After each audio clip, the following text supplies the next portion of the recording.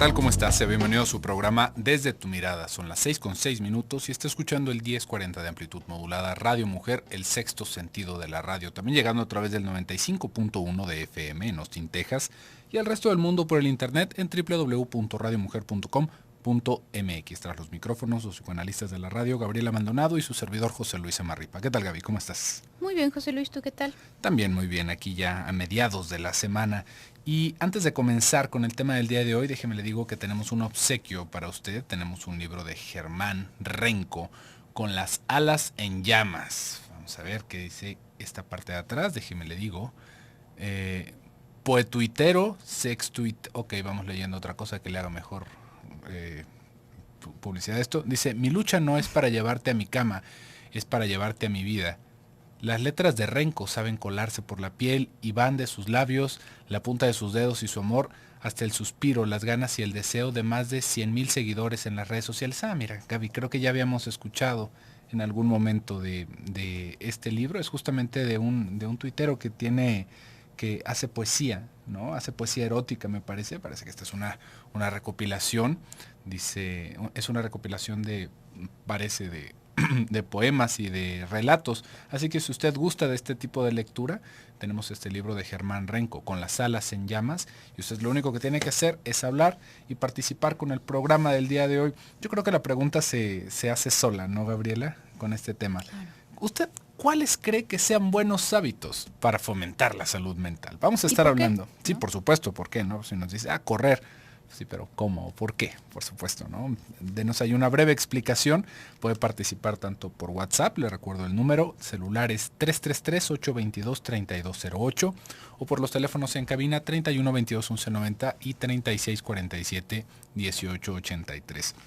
Con eso ya va a estar usted participando por este libro de Germán Renco. Y un tema bastante interesante, buenos hábitos que fomentan la salud mental. Mucho se habla y bueno, ahorita hay todo un marketing alrededor de los buenos hábitos de alimentación, que si luego ya escuchamos que si el tocino nos hace daño, que si nos genera cáncer, entonces ¿cómo podríamos comer de una manera saludable? Que si los vegetales, que si ciertas cosas transgénicas, ya no sabemos cómo hacerle o qué jugo tomarnos o qué piedras tallarnos para mejorar nuestra salud física de una manera como muy moderna, ¿no? Pero ¿y qué pasa con la salud mental? Ya ahorita nos estaba diciendo un poquito Claudia en la cápsula sobre la importancia de la salud mental. Y es que creo, Gaby, que vamos teniendo un concepto muy, muy estático de lo que es la salud mental. Algo así como que o se tiene o no se tiene. No si se fomenta o no se fomenta, o si hay hábitos, o si hay cosas que nos lastimen, no. La salud mental es se tiene o no se tiene. ¿Por qué? Porque vamos teniendo esta dicotomía en donde decimos los locos y los cuerdos, ¿no? Entonces, los locos no tienen salud mental y los cuerdos, pues sí la tenemos, ¿no? Porque aparte siempre es como ver a las personas que sufren de algún tipo de desorden de personalidad como aquellos, ¿no? Los de afuera, los marginados, los enfermos. Y esto nos deja pues realmente miopes de cómo funciona la salud mental, cómo es algo en lo que justamente podemos enfermar todos, por más cuerdos que nos sintamos, y cómo todos en algún momento es posible que vayamos a necesitar de la ayuda de un profesional alrededor de la salud mental. Pero ¿cómo le podemos hacer para fortalecernos? Porque también ahí vamos a tener este mismo predicamento, ¿no?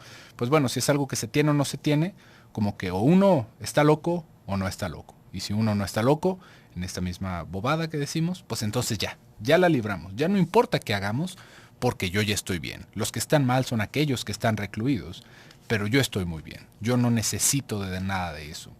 Y sin darnos cuenta, estamos afectándonos de una manera horrible en nuestra cotidianidad, ¿no? Desde nuestra capacidad de disfrutar, de amar, de trabajar, todas estas cosas que van quedando lisiadas justamente por no poner atención a este tipo de señales que nos pueden estar diciendo que hay algo malo, que hay algo mal en nosotros, que algo podría estar mejor y que aparte seguimos haciendo cosas que nos generan ese malestar.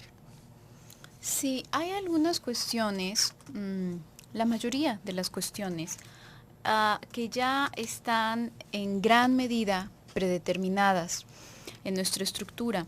porque para cuando podemos, para cuando tenemos la capacidad, o bien para cuando se alcanza a determinar si una persona tiene o no un padecimiento ya en forma estructural, pues ya se formó, ya creció así la persona. Y la manera en la que nosotros nos formamos no la decidimos. Tenemos a veces la falsa sensación y la mayoría de las veces tenemos esta falsa sensación, de que podemos decidir, de que podemos decidir así nada más, ¿no?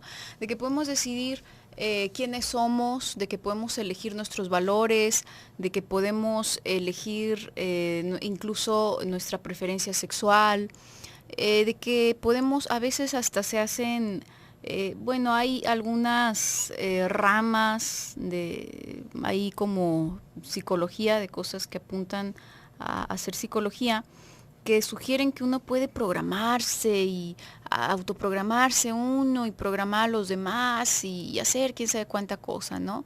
Y ya de ahí salen, hay muchísimas, ¿no? Que ya sea decretando o ya sea mediante mensajes ahí medio subliminales o ya sean miles y miles de cosas. Es una fantasía. No podemos programarnos, no somos una máquina. Y no podemos hacer esto. ¿De qué depende? ¿Qué es lo que somos? Por ahí está esta frase de este cantante, ¿no? No recuerdo el nombre. Dice, uno no es lo que quiere, sino lo que puede ser. Es real, somos lo que podemos verdaderamente. ¿Por qué? Y digo en mayor medida, esto está más determinado por algo que se escapa a nuestra propia voluntad, en el sentido de que tú no decidiste tu estructura mental y de esta depende que tú puedas vivir sano o sana o no. Esto no es algo planamente descorazonador porque podemos hacer modificaciones, podemos ir como construyendo y moldeando nuestra propia estructura. Pero donde estamos parados no lo decidimos. Así como no decidiste tu nombre, así como no decidiste tu idioma, así como no decidiste tu preferencia sexual, así como no puedes decidir quién te gusta y quién no, puede ser, bueno, es que a esta persona le gustan puras personas problemáticas, debería empezar a fijarse en otros. Pues es un absurdo, ¿no? O esta persona es alcohólica, debería dejar de tomar. Ay, mira, qué listo, como no se me había ocurrido antes. A nadie. Claro que uno podría pensar que ahí está el problema y entonces la solución, ¿no? La cuestión es que hay algo que aparentemente se escapa a la voluntad de uno mismo, que nos jala hacia un lado u otro y en muchas ocasiones esto puede ser no saludable. Vamos a ir a un pequeño corte y regresando continuamos.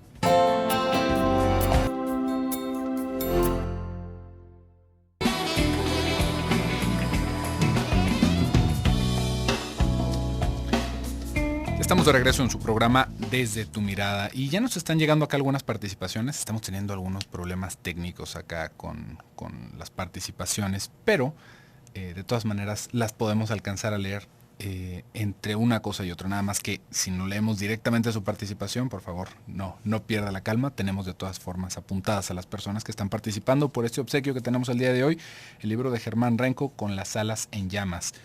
Y parte de las participaciones que habíamos estado teniendo van alrededor de detectar el momento del quiebre emocional, Gaby. Y esto me parece bastante interesante, porque justamente en donde nosotros vamos ubicando la enfermedad es en el quiebre, ¿no? En el rompimiento, cuando ya no está bien el asunto, ¿no? Cuando ya nos sentimos mal, cuando nos sentimos deprimidos, cuando perdemos el trabajo, cuando van sucediendo situaciones de crisis.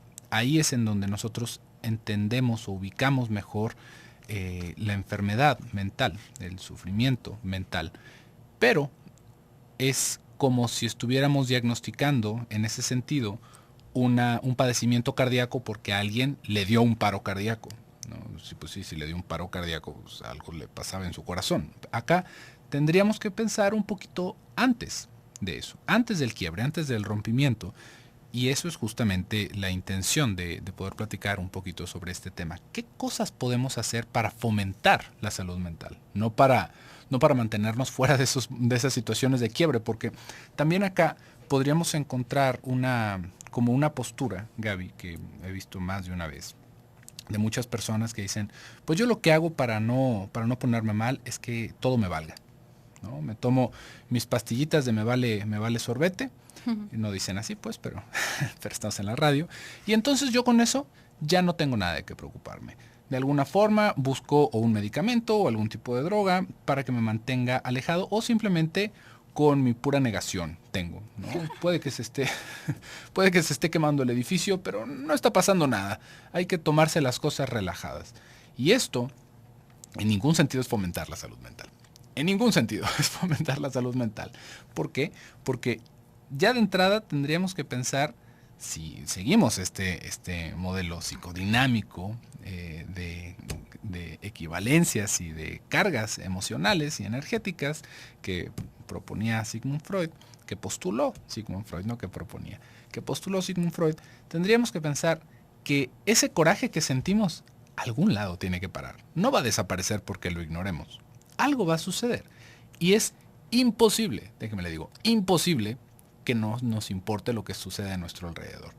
Podemos intentar ignorarlo, pero de eso a que no nos afecte es muy distinto. Es justamente el mismo ejemplo de la casa en llamas.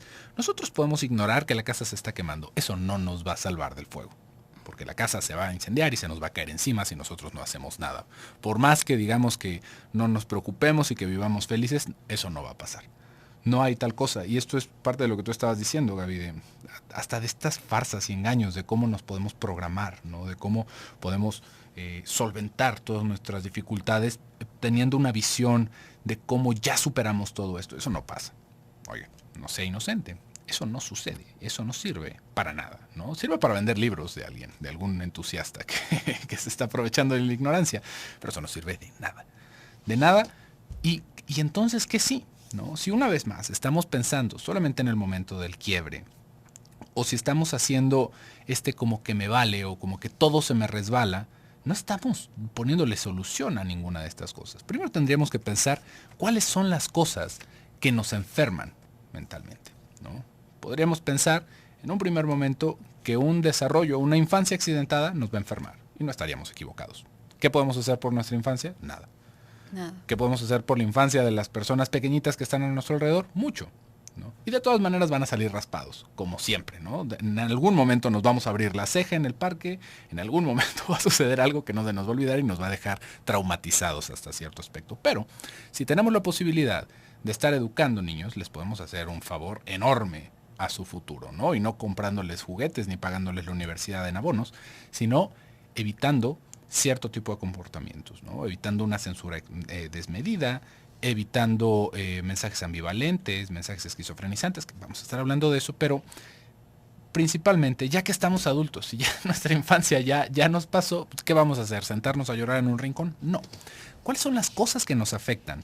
Aparte de esas situaciones traumáticas y de las posteriores situaciones traumáticas, ¿no? Que ahí sí tendríamos que poner un poquito más de atención en dónde nos movemos, cómo orbitamos en la vida. Pero creo que hay algo, si nos fuéramos de lo más básico, Gaby, que se subestima en su importancia. Primero es trabajar, ¿no? ¿Qué necesitamos para estar bien de la cabeza? Para no empezar a caer en estados de ansiedad y conductas destructivas. Trabajar de lo que quiera, ocuparnos. Y esto, le digo, que queda devaluado, que no queda en un buen lugar. ¿Por qué? Porque a todos nos da flojera trabajar. Ay, levantarse temprano, ay, hacer estas cosas, las responsabilidades, el jefe, los clientes.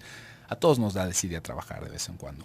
Pero si no fuera por el trabajo, estaríamos mordiéndonos las extremidades, nosotros solos o los unos a los otros.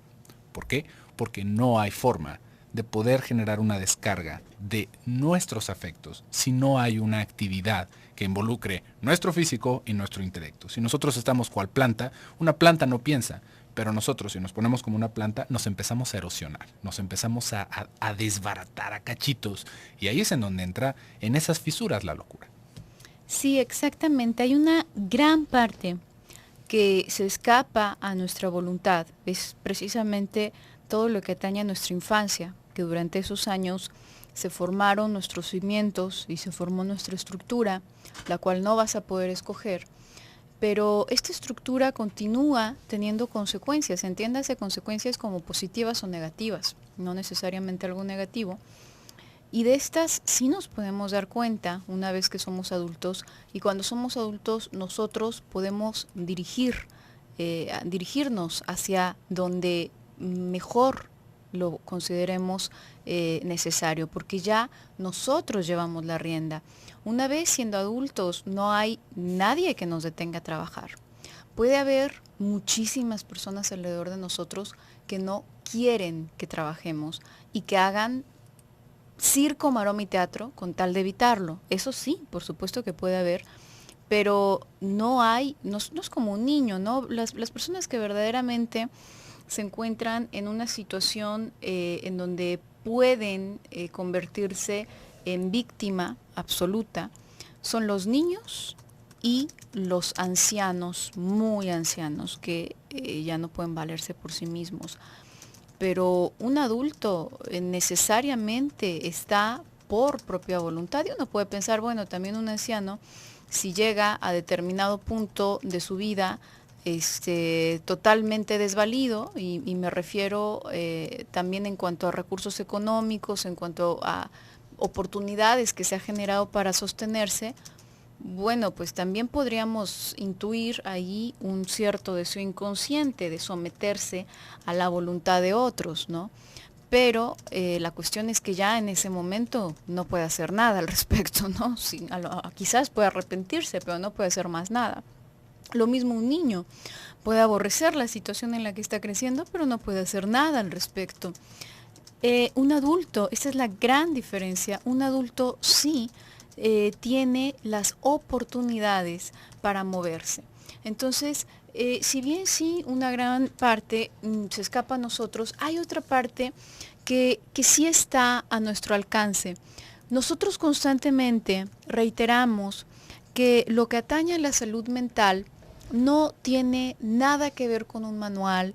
Todas estas ideas que te han vendido, lamentablemente, demasiado, en libros de superación personal, en pláticas, en talleres de superación personal, que venden muchísimo y por eso te lo siguen vendiendo y te lo seguirán vendiendo.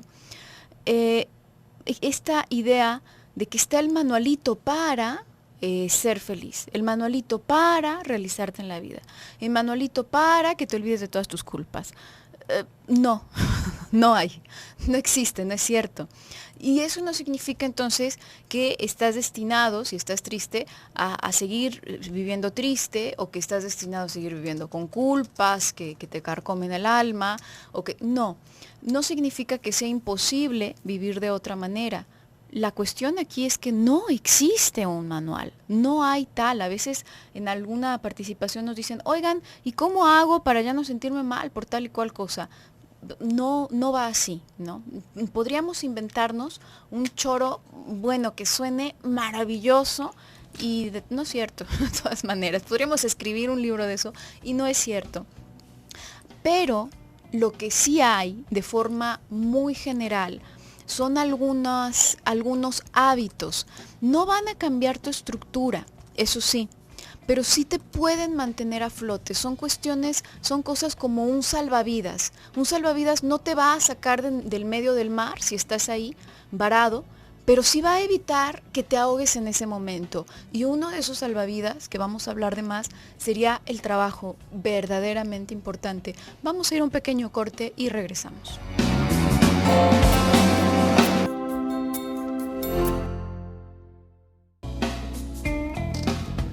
Ya estamos de regreso en su programa Desde tu Mirada. Les recuerdo que estamos regalando este libro el día de hoy de Germán Renco, Con las alas en llamas. Lo único que tiene que hacer es participar con nosotros respondiendo la pregunta del día de hoy. ¿Usted cuáles cree que sean buenos hábitos que fomenten la salud mental? Ya nos están llegando aquí bastantes participaciones. Vamos a ver. Nos dicen, una disculpa que esto está un poquito lento, acá está. Buenas tardes, deseo participar. Hay que estar activos de mente y cuerpo y sobre todo una buena actitud. Un abrazo con mucho cariño a los dos. Soy Rosa María Serna. Muchísimas gracias, Rosa María. Y esto viene con, digamos, como acompañado de lo que estábamos diciendo en el bloque anterior. Trabajar. Oh, ¿qué tanto demeritamos el hecho de trabajar? Pero también hay que entender trabajar cómo, ¿no? ¿A qué es a lo que tendríamos que dedicarnos? Porque luego vamos a tener ahí otro de los grandes bastiones de sufrimiento en la humanidad. Me tengo que dedicar a algo que no me gusta, ¿no? Tengo que hacer algo que no me gusta para seguir viviendo, ¿no? Para comprar mis alimentos, para pagar mi renta, para pagar mis servicios de salud, y me siento miserable al respecto de esto, ¿no? No todos, es un hecho, no todos van a tener la posibilidad de trabajar en algo que les excite mentalmente, ¿no? Esto es una realidad. Hay trabajos que son muy aburridos, son muy tediosos, y aunque habrán personas que los pueden tolerar, no va a ser como que sea el trabajo más divertido del mundo y que entonces de ahí se obtenga todo el placer del mundo, ¿no? O todo el placer que se pudiera obtener de un trabajo, porque también hay que entender que hay un límite de esto, ¿no? Podremos tener el leñador más feliz del mundo, y va a llegar un día en el que le duelan los brazos y no vaya a querer leñar.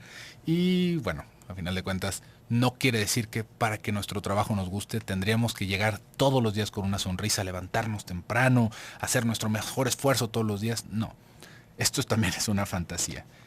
Entonces, ¿qué pasa si tenemos algún trabajo que nos hace sentir miserables? Bueno, de entrada tendríamos que buscar alternativas, ¿no? Por más obvio que esto suene. ¿Por qué? Porque acuérdese que nosotros, en nuestro funcionamiento, a todo le vamos a intentar sacar placer, ¿no? Hasta el dolor, hasta el mero sufrimiento, lo vamos a intentar cargar de placer, si eso es lo único que hay, ¿no? Entonces, si nosotros estamos atrapados en un trabajo así de miserable, que nos hace sentir tan mal, le vamos a encontrar el gusto a quejarnos, le vamos a encontrar el gusto a estarnos sintiendo cucaracha todos los días, y eso nos va a empeorar todavía más la situación. Entonces, antes de que vayamos cayendo en esa espiral de desesperación, tendríamos que ver cuáles son nuestras alternativas. Y ahí hay algo bastante importante, ¿no? Todos vamos teniendo en algún momento esta opción, ¿no? Puedo trabajar en algo que me guste o que me permita tener un estilo de vida más relajado, pero que no me reditúe igual que un trabajo que me exige mucho más tiempo de mi día y de mi vida y que no me es tan satisfactorio. Y ahí es en donde cada uno va a tomar su alternativa, cada uno va a tener su opción. ¿Cómo es que valoramos nuestro tiempo libre y qué tanto valoramos el poder del dinero? Y esto no porque tengamos que escoger uno u otro, sino porque ahí nos vamos a poder hacer conscientes de que nosotros efectivamente somos el arquitecto de nuestra vida y de nuestro sufrimiento. Si nosotros decidimos tomar un trabajo que no nos hace sentir bien, no es el fin del camino. ¿Por qué? Porque es un rato de nuestro día. Lo que sí tendríamos que hacer es planear un futuro diferente. ¿Hasta cuándo quiero trabajar de esto? ¿Cómo podría generar un cambio en mi vida? No porque vaya a dejar de trabajar y me vaya a jubilar, que eso es otra idea terrible en la que nos vamos envolviendo en esta sociedad. Bueno, no me gusta mi trabajo, pero en 30 años, en 30 años ya no voy a tener que trabajar y ya tengo mi jubilación con mi sueldo íntegro, y como eso de mis 60 años voy a ser súper feliz, y tenemos 20, ¿no? O 30. No es la mejor de las alternativas, vale la pena decirlo. Pero ¿qué podemos ir haciendo desde ahorita, ¿no? ¿Qué podemos ir proyectando en nuestro futuro para que ese trabajo no se vuelva nuestro calvario? Que no se vaya a volver justamente nuestra razón de vivir, ¿no? Levantarnos para hacer algo que nos hace sentir horribles y volvernos a dormir cansados para el otro día repetir y esperar el fin de semana con ansias, y vamos viviendo los años de 52 días en 52 días. ¿Por qué? Porque son 52 domingos por año y es el único día en el que nos sentimos a gusto, ¿no? Eso es una locura como tal.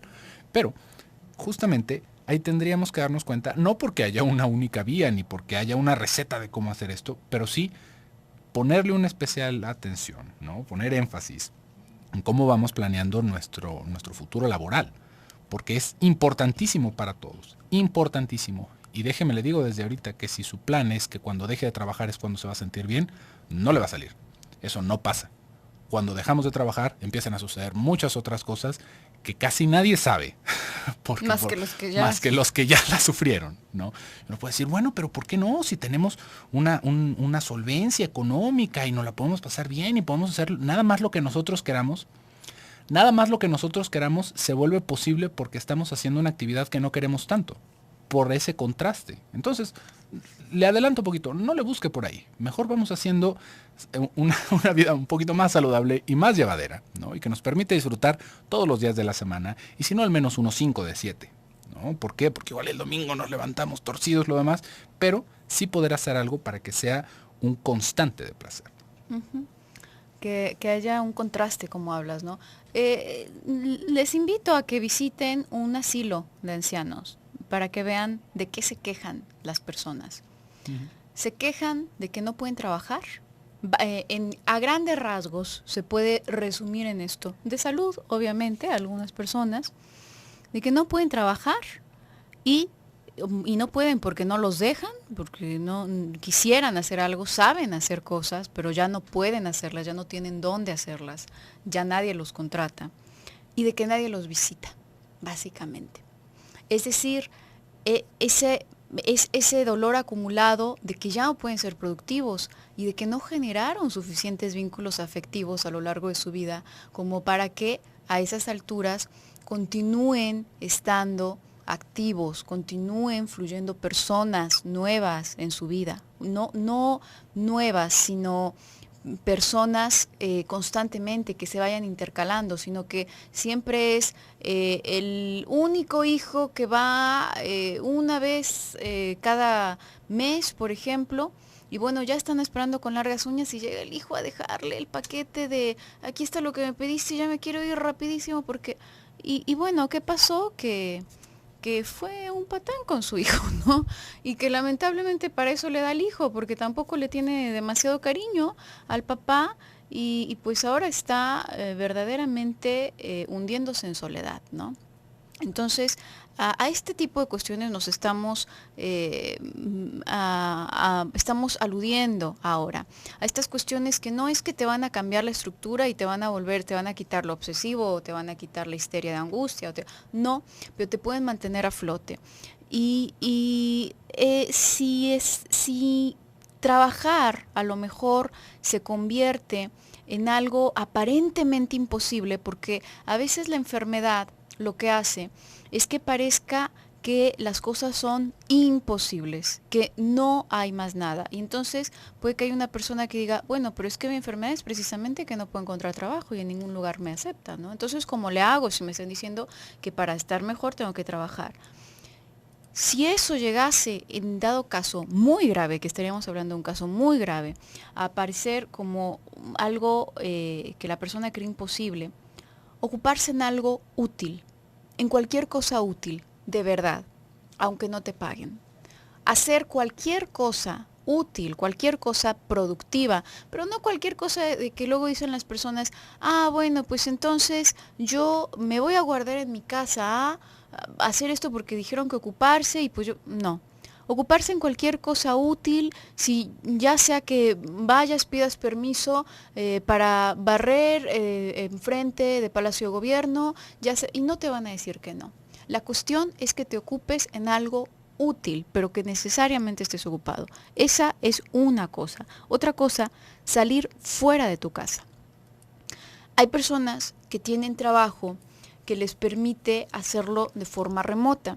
Por lo general se trata de personas que se dedican a la ingeniería en computación y derivados, ¿no? Que hacen páginas web, etcétera, etcétera. Y esto les permite trabajar en casa. Necesitas salir de tu casa. Si tu trabajo no te obliga a salir de tu casa, necesitas obligarte tú a salir de tu casa. Porque si te quedas guardado en casa, aunque estés trabajando y estés siendo productivo, esto te va a enfermar. Y si ya estás enfermo, va a empeorar tu enfermedad necesariamente. Si piensas que no tienes ninguna obligación y no se te ocurre qué actividad hacer afuera, no importa. Así te salgas a darle comer a las palomas, así te salgas a darle la vuelta a la gloria, a lo que sea que vayas a hacer, necesitas salir de tu casa. Vamos a ir un pequeño corte y regresamos.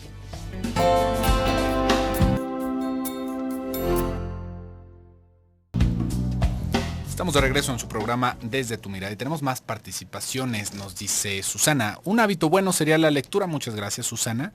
Nos dice también Melina, el trabajo y la actividad nos mantiene joviales, una buena alimentación y ejercitar la mente. Muchas gracias, Melina. También nos dice Dolores, hay que ser disciplinados, tener un buen empleo y una buena alimentación. Muchas gracias, Dolores. Hay que poner también ahí un buen estándar justamente para estas cosas que nos pueden ayudar. Y hemos estado hablando justamente de qué tan importante es trabajar, ocuparse en algo, ¿no? Ocuparse específicamente, pero tal vez no alcanzamos a ver todas las implicaciones de lo que quiere decir trabajar y ocuparse. No quiere decir que por hacer algo útil digamos, ok, entonces, como tú ya lo habías mencionado, Gaby, me voy a encerrar en mi sótano y me voy a poner a hacer clavos. Clavos, la gente necesita clavos, ¿no? Tal vez ya que tengo 1,000,000 de clavos pueda hacer algo con ellos. No. Cuando nosotros estamos trabajando, básicamente lo que estamos haciendo es relacionarnos con las personas. Por más enclaustrado que esté nuestro trabajo, necesitamos conectarnos con alguien, necesitamos cumplir una demanda, necesitamos satisfacer un servicio, ¿no? Cumplir con un servicio, y esto nos lleva a relacionarnos con los demás, lo cual podríamos ponerlo como un extra aparte de trabajar, ¿no? El trabajar nos va a servir para hacernos sentir productivos, para sentirnos integrados en la sociedad, lo cual es increíblemente importante para mantenernos sanos. ¿Por qué? Porque en el momento en el que nos empezamos a alienar, nos empezamos a salir, tenemos unas manifestaciones muy curiosas nosotros, los seres humanos. Nos empieza a caer mal todo. Todos nos empiezan a caer mal. Nos empezamos a sentir como que nadie nos merece, como que todos son unos tontos, y no porque lo sean, ni porque lo seamos, sino justamente por este aislamiento al que nosotros mismos nos vamos sometiendo. Porque ahí hay una vuelta narcisista. Y la única manera de sostener esa soledad es sobrevalorándome. No es porque yo sea mejor que los demás, sino porque podríamos ponerle este nombrecito que tal vez no sea el más adecuado, pero es como un mecanismo de defensa, ¿no? Es una manera de lidiar con la ansiedad que nos provoca el estar solos. Si estoy solo y aparte me siento cucaracha, no funciona ahí. Me siento solo, me retraigo y al momento de retraerme siento que yo soy el único que vale y que todos los demás no. ¿Por qué? Porque entonces al menos me quedé con lo bueno. Nosotros no nos podemos quedar con lo malo, eso no funciona, ¿no? Por más que nos queramos castigar y queramos decir todas estas cosas, no funciona. Hasta el ermitaño que está en el monte se le conoce como sabio. Podrá ser que sea sabio para hacer lentejas, pero ya le pusimos ese nombre y el otro se puede vestir de misterio y de conocimiento y que nadie más lo podría comprobar, pero no es como el apestado de las montañas, ¿no? Es el sabio de las montañas. Todas esas personas que escuchamos que están lejos, ha de ser muy sabio. Pero no necesariamente, ¿no? Hay tontos en todos lados. Entonces, ya tendríamos que entender ahí que si nosotros nos aislamos, nos empezamos a lastimar. Nos empezamos a lastimar, pero intentamos mitigar el dolor con esta manera de ver el mundo. Se va generando un cambio en nuestra subjetividad con tal de que ese dolor de estar solos que no nos desbarate. Y ahí es justamente cuando nos empezamos a sobrevalorar. Y mientras más nos sobrevaloramos, más difícil nos es relacionarnos con las demás personas.